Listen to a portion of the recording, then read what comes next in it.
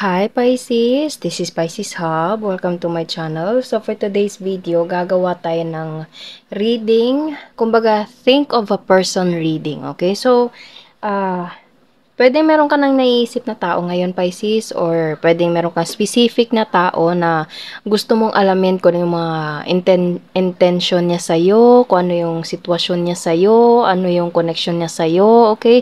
Any kind of information na gusto mong malaman gamit ang ating mga cards dito sa taong dinidil nyo po, okay? Pwedeng ito ay maparelasyon, okay? Mapataong mahal mo, you're in a relationship with, okay? Or pwedeng best friend mo, friend, co-workers, family members, okay?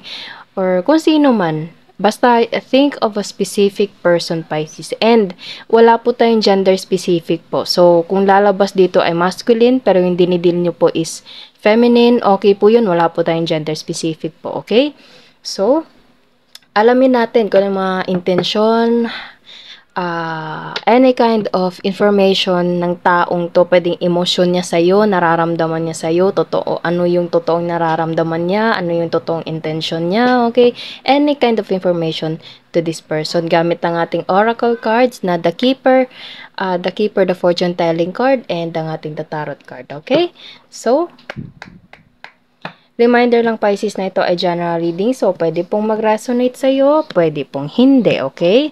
So, pag hindi po tugma sa sitwasyon nyo po or sa taong dinidil nyo, baka hindi po sa inyo yung energy na nandito, okay? Take lang kung saan po mag-resonate po, okay? And this is a timeless reading. So, kahit anong araw, buwan, o taon mo to napanood, Pisces, basta magtugma po sa sitwasyon, take lang, okay? And again, sinabi ko kanina na wala po tayong gender specific, so mababae, lalaki, LGBT man, yung mga Pisces na nanonood ngayon, or yung mga taong nagdi-deal kay Pisces, lalo na yung taong iniisip ni Pisces ngayon, okay? So, alamin natin kung yung mga totoong intensyon ng taong to sa'yo, mga information ng taong to na dinidil ni Pisces. Okay? So, mag-shuffle muna tayo and alamin natin kung yung mga, kumbaga isahin natin pagbasa, Pisces. Okay? So, kuha tayo ng 4 na cards and bottom of the deck and yung isa naman. Okay? So, ano po ang message niyo po regarding with this person na dinidil ni Pisces? 9 of Cups. Okay. Ano pa po ang message po for Pisces? Pwede nyo po itong i-forward na lang po, Pisces. I-fast forward, okay? The High Priestess. Ano pa po?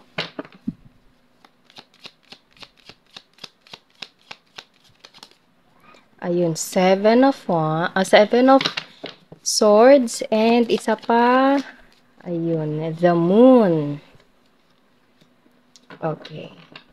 Bottom of the deck is King of Pentacles. Okay. So, pwede you're dealing with, malakas dito yung Pisces. Pwede you're dealing with another Pisces. Okay. Or water sign, Pisces, Cancer, Scorpio. Earth sign, Taurus, Virgo, Capricorn. And air sign, Gemini, Libra, Aquarius. Okay. So, gamitin natin itong the Keeper, the Fortune Telling card. Ano pa po ang information regarding with this person na dinidin ni Pisces? Yung taong nasa isip niya po, ano po yung totoong intensyon para kay Pisces, ano yung totoong nararamdaman, ano yung mga bagay na any kind of information po regarding with this person ni Pisces, okay?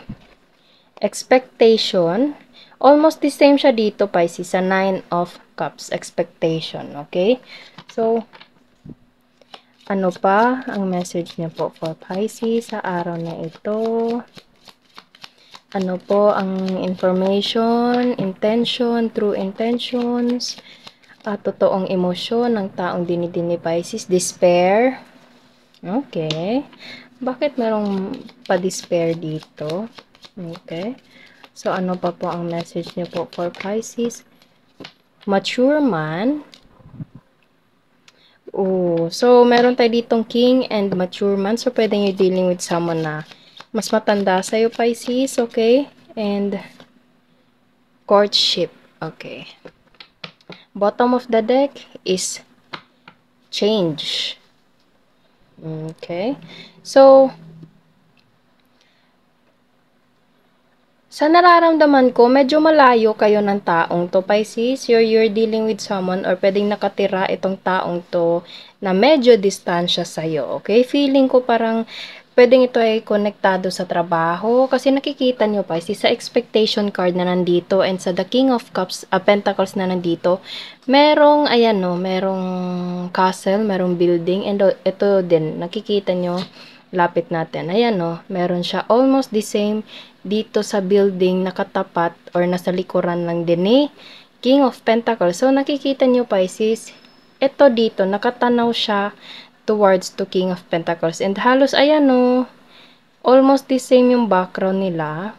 Okay, so pwedeng ikaw to, Pisces, or pwedeng you're dealing with someone na masculine energy, na pwedeng hinihintay ka, or ikaw yung naghihintay, and ito nga, Nine of Cups. Ito yung parang expecting something, okay? Or parang, alam mo na, kumbaga, merong something na pagbabago, pwede merong travel, kasi nakikita nyo merong change dito, merong travel na nagaganap, okay? Or something na merong movement, merong action na nangyayari. I don't know, hindi ko po ma-pinpoint, Pisces, basta there's something change, okay? And nakikita nyo sa taong nandito, parang naghahakot siya, okay? So, pwedeng feeling ko, yun nga, parang nakatira itong taong to sa malayo and it's either you or this person is expecting something or expecting you or you're expecting to this person, okay? And pwedeng hindi mo na to, hindi ka nagulat, okay? Parang yun nga, alam mo na yung ganun, okay? Pero hindi mo pa rin maiiwasang meron ka maramdaman na lungkot kasi meron tayo ditong despair, Pisces, pero pinaghandaan mo to, okay? Or pinaghandaan ito ng taong to, Pisces, okay? Hindi ko po ma-pinpoint bakit ganun yung paghahanda or alam mo nang merong ganito, ganyan, pero or alam ng taong to na merong ganito, ganyan, pero hindi pa rin maiiwasang merong lungkot. A little bit kasi meron tayo ditong despair, Pisces, and also there's the moon. Okay, so you or this person is just surrendering everything to God, okay? Kasi nakikita nyo sa mga different animals na nandito, lahat sila is nakatingin dito sa moon na parang sun, okay? So, you just surrender everything to God. You have to let go. Kumbaga, wag mong kimkimin, Pisces, etong despair na ito, wag mong kimkimin. You have to trust this person or this person should trust you, okay? Or this person trusts you so much. So, yun lang. Meron tayo ditong the High Priestess na parang alam mo na, meron kang kutob, meron kang something na pinaghandaan, okay? Alam mo na, pero all you have to do or this person what have to do is to trust. Trust lang and surrender everything to God. Wag mong hayaang ma-stress ka sa bagay na hindi mo naman kontrolado, Pisces, okay? Always ko pong sinasabi, araw-araw ko pong sinasabi na pag para sa'yo, para sa'yo. Okay? Surrender everything to God. Wag pahirapan yung sarili, wag mong overthink, okay? Just go with the flow.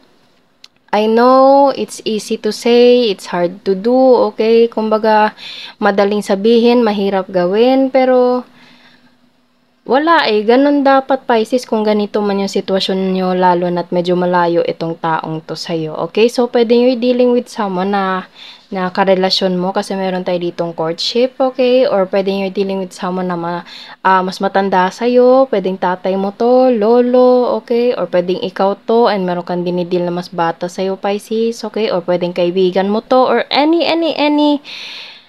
kind of connection to this person and you, Pisces, okay? And yun nga, kung ano man yung mga nararamdaman, iniisip, lalo na't nakikita nyo, Pisces, sa despair na nandito, nakahawak siya sa ulo niya, okay? So, it's all about in your mind. Nasa isip mo, Pisces, or nasa isip ito ng taong to, and tanggalin mo yun, okay? Tanggalin mo, surrender everything to God, Pisces. Surrender everything to God. Huwag mong dalhin yung mga bagay, huwag mong kontrolin yung bagay o yung sitwasyon na hindi mo kontrolado. Okay? So, I don't know, hindi ko po ma-pinpoint kasi iba-iba po yung sitwasyon niyo po. Pero alam ko, Pisces, na alam nyo na merong sitwasyon sa buhay nyo konektado to this person na tugma. Okay? So, take nyo lang kung saan, kung anong sitwasyon nyo po together with this person na magtutugma. Okay? But, kumbaga, sa reading natin ngayon, you have to trust this person. This person should trust you. Okay? And, yun lang. Parang, may kanya-kanya kayong buhay and don't let yourself to get so, kumbaga, attached to this person na, kumbaga, or this person should have a life. Hindi lang yung parang naghihintay lang sa ganito, ganyan. Okay? But at the end of the day, after nyo gawin yung mga bagay na ginagawa nyo sa pangaraw-araw, lalo na't medyo malayo kayong dalawa, okay? At the end of the day, kayo at kayo pa rin yung mag-uusap, kayo at kayo pa rin yung magkakasama. Okay? So, pwedeng ito ay merong connection sa LDR, Pisces, long distance relationship, or pwedeng you're dealing with someone na ganito na medyo malayo sa'yo. Pwedeng family member mo ito na you are concerned, meron kang sobra-sobrang concern sa taong to. Okay? Or this person have so much concern towards you. Okay? So, andun yung connection, deep connection with this person. And ganito yung sitwasyon nyo po na yun lang, medyo kailangan lang, mas palawakin yung sarili, yung pag-iisip, yung sarili na kumbaga wag pahirapan, and at the same time, trust. Okay? Surrender everything to God, Pisces. Okay? Pag para sa'yo, para sa'yo. Pag hindi, hindi. Okay? So, sige, kuha tayo ng mga initials, random words, kung sino, or ano po yung mga konektado for Pisces sa taong dinidil niya po ngayon. Okay? So, ano po yung konektado? Mga initials, random words. Ay, pasensya na. Okay, so, there's a social media. So, pwedeng more on social media. Okay, chat, text, or tawag. Pwede pong ganon. Pero wala dito. I don't know kung lalabas. Okay, chinito, chinita. Long hair. Conversation, yes. Nagtataka ako ba't ko sinabing chat, text, or tawag, although sinabi kong social media, pero andun na rin yun, Pisces, okay? And there's a conversation, so yun yun, okay? And kakilala mula sa malayo, ayan, medyo malayo kayong dalawa ng taong to, okay? Short hair, abroad, yes. So, pwedeng yung asawa mo, Pisces, is nasa abroad, okay? Or pwedeng ikaw ay nasa abroad, Pisces. And all you have to do, again, is to trust your person. Okay? There's a date, offer. Merong offer and merong date. Pwedeng ito yon. Younger. Friend. Pwedeng friend mo rin to, Pisces. Okay? Letter W. Pwede din siyang M. Letter T. And there's a city. Okay, so yun po ang ating reading regarding to your person, Pisces, kung sino man yung iniisip niyo po. And when nagustuhan niyo po, Pisces, huwag niyo po sanang kalimutan na mag-like at mag-subscribe po sa ating channel. And click the bell button para ma-notify po kayo sa next videos na i-upload natin, okay? So, thank you, Pisces, and God bless!